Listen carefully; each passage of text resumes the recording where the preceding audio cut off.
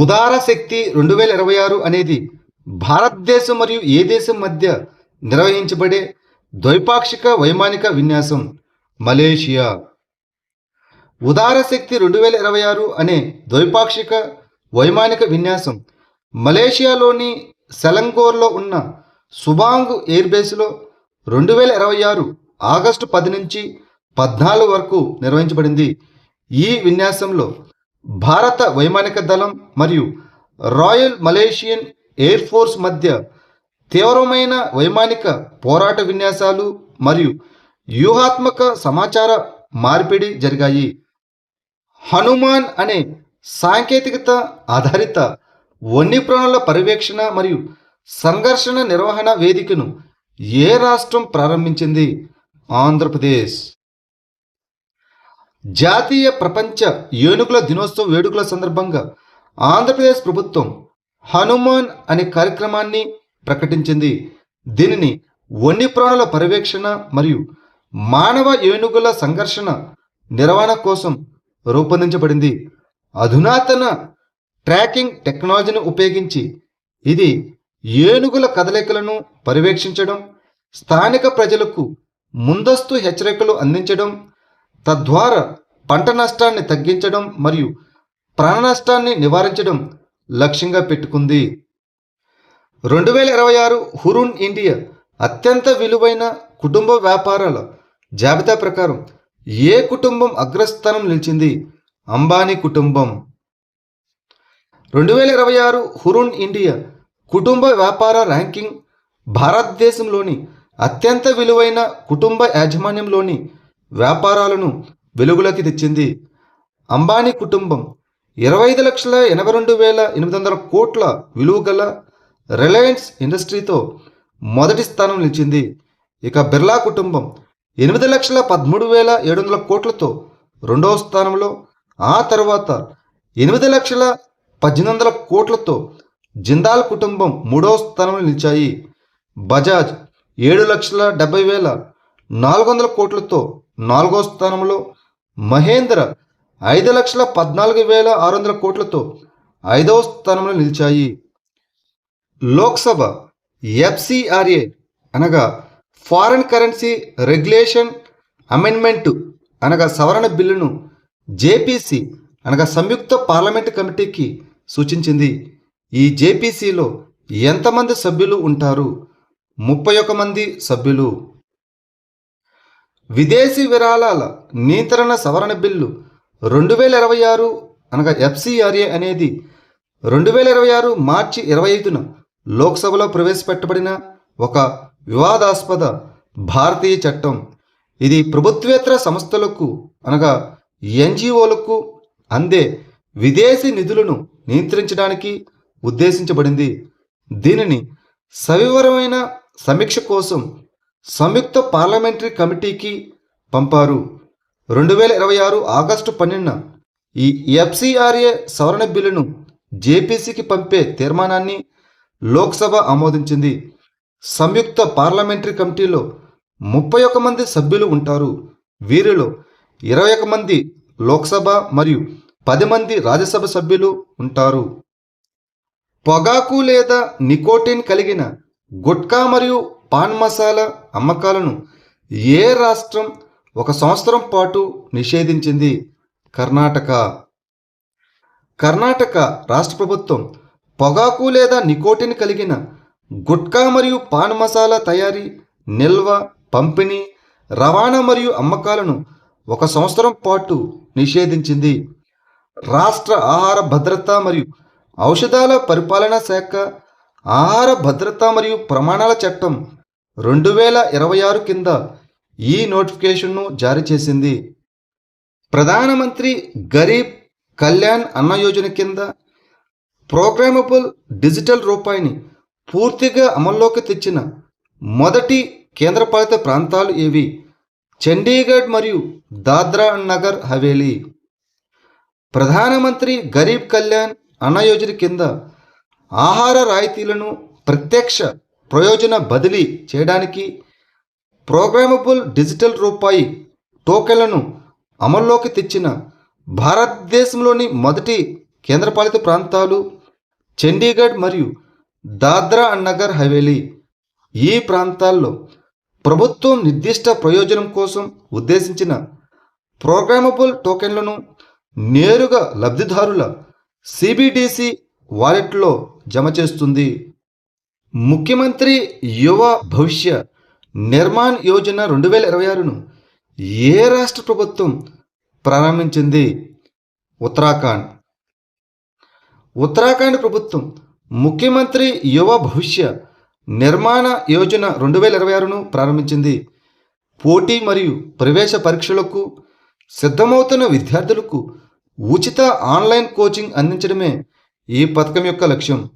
ఇది ఉత్తరాఖండ్లోని విశ్వవిద్యాలయాలు మరియు ప్రభుత్వ లేదా ప్రభుత్వ సహాయక కళాశాలలో ఉన్నత విద్యను అభ్యసిస్తున్న విద్యార్థులను కవర్ చేస్తుంది. Civil services, defence services, banking, రైల్వేలు మరియు ఎస్ఎస్సి పరీక్షలకు కోచింగ్ అందుబాటులో ఉంటుంది. ఇది క్యాట్, మ్యాట్, గేట్, నెట్ మరియు సిఎస్ఐఆర్ నెట్ వంటి పరీక్షలను కూడా కవర్ చేస్తుంది.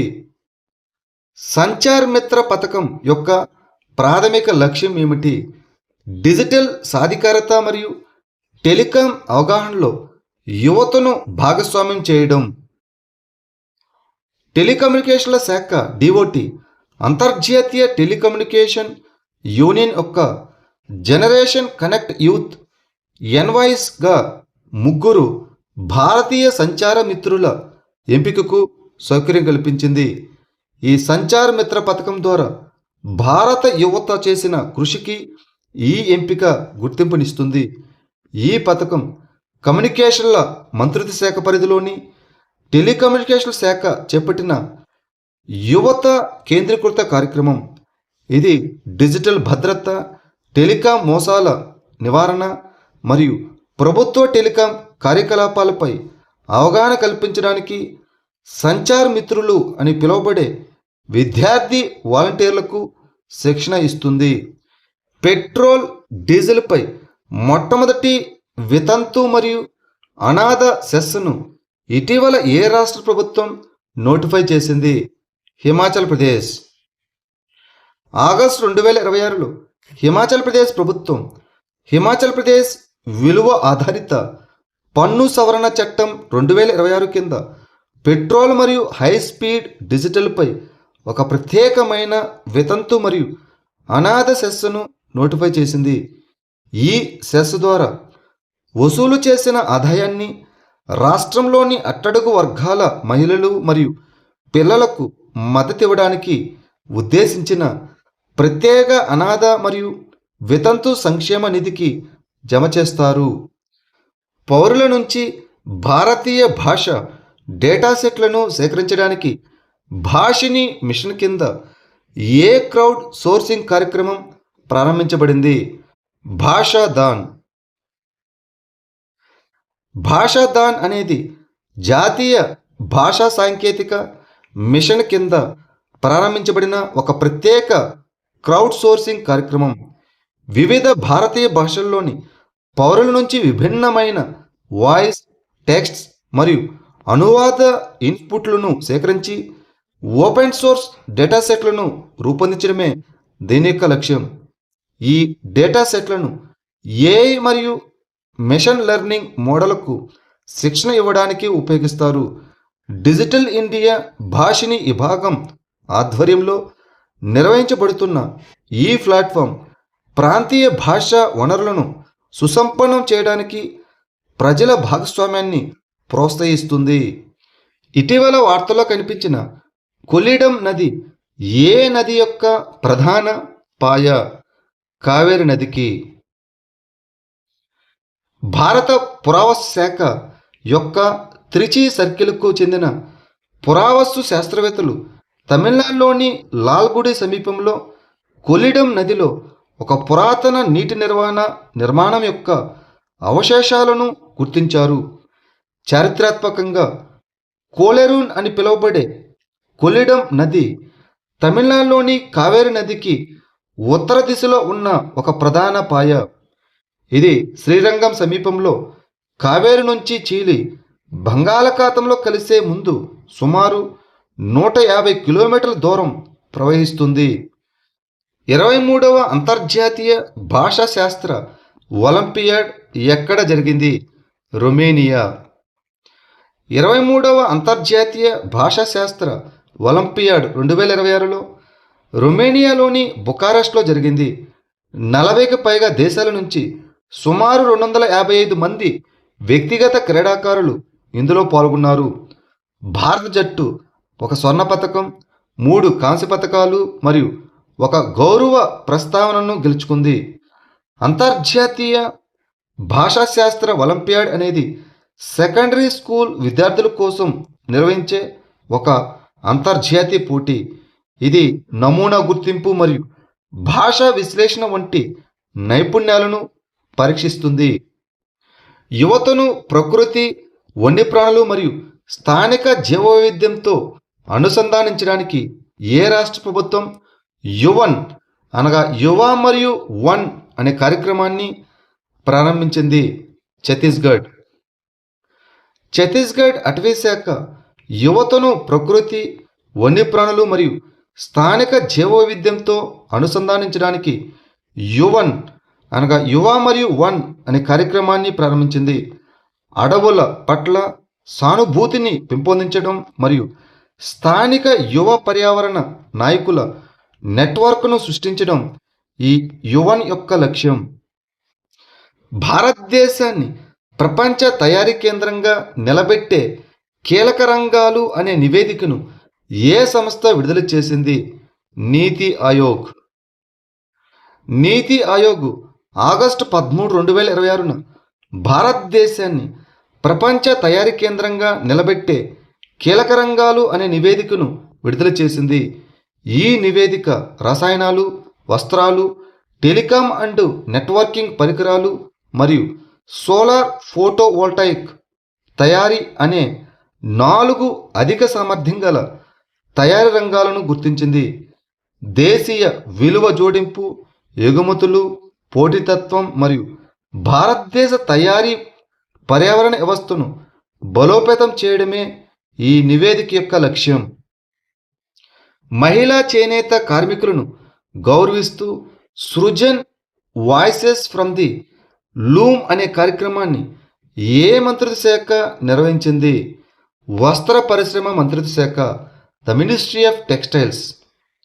వస్త్ర పరిశ్రమ మంత్రిత్వ శాఖ న్యూఢిల్లీలో Srujan voices from the loom అనే కార్యక్రమాన్ని నిర్వహించింది. ఈ కార్యక్రమం మహిళా చేనేత కార్మికులను మరియు భారతదేశ నేత వారసత్వాన్ని పరిరక్షించడంలో వారి కృషిని గౌరవిస్తుంది.